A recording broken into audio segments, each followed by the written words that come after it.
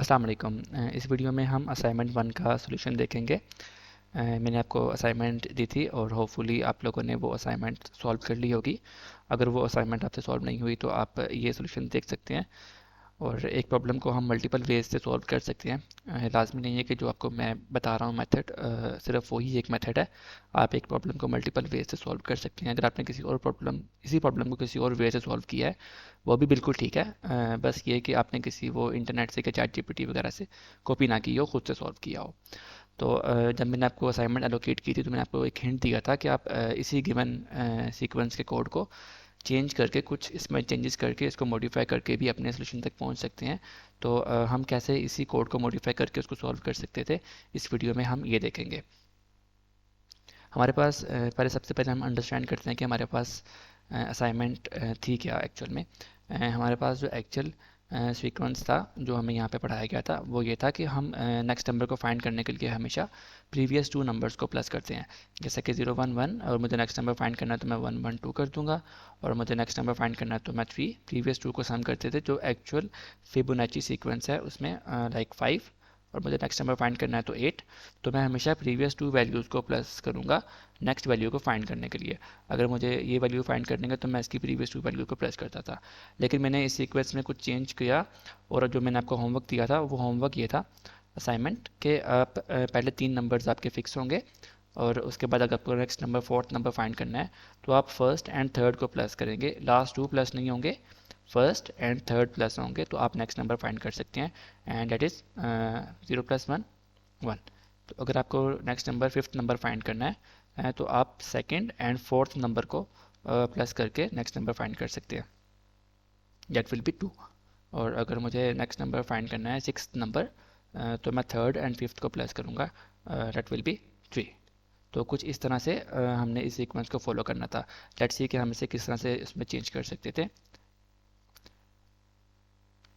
ये हमारा कोड है जिसमें हम जो गिवन फिबोनाची सीक्वेंस है उसकी सीरीज़ को फाइंड कर रहे थे टिल 20th नंबर।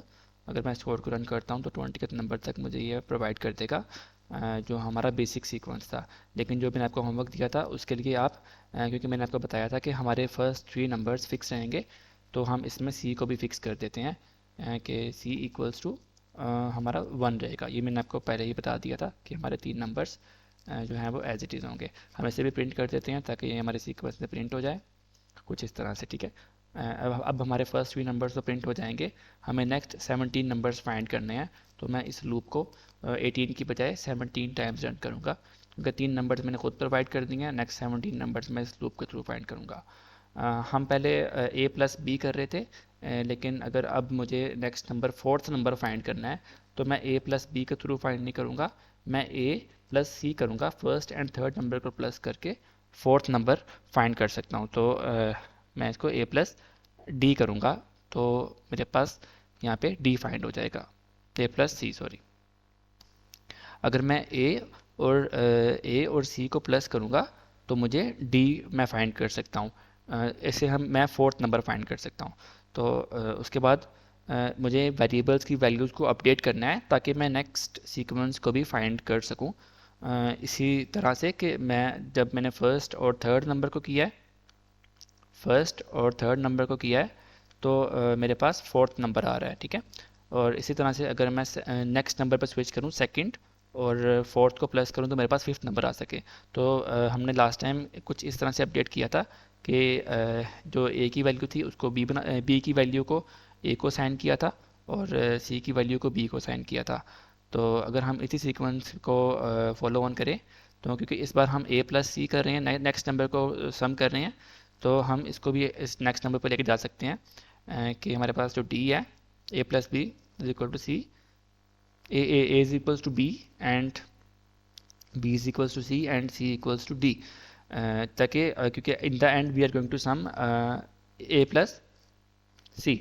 तो हमारे पास जो सी होगा, जो हम नेक्स्ट डी फाइंड करेंगे, उसको हम सी में सेव कर देंगे, और जो सी होगा वो एक्चुअल में बी को साइन कर दिया जाएगा, और जो बी होगा वो ए को साइन कर दिया जाएगा। और इन द एंड हम जो भी हमारा नेक्स्ट नंबर होगा और उसके बाद जो नेक्स्ट हमने फाइंड किया होगा वो सी में आ चुका है, क्योंकि हम डी की न्यू फाइंडेड वैल्यू को सी में सेव कर रहे हैं, तो इस तरह से हम नेक्स्ट नेक्स्ट सीक्वेंस में मूव करते जाएंगे और हमें नेक्स्ट 20th नंबर तक हम फाइंड कर सकते हैं कि हमारा इस सीक्वेंस में कौन सा नंबर आता है. Okay, we need to print it.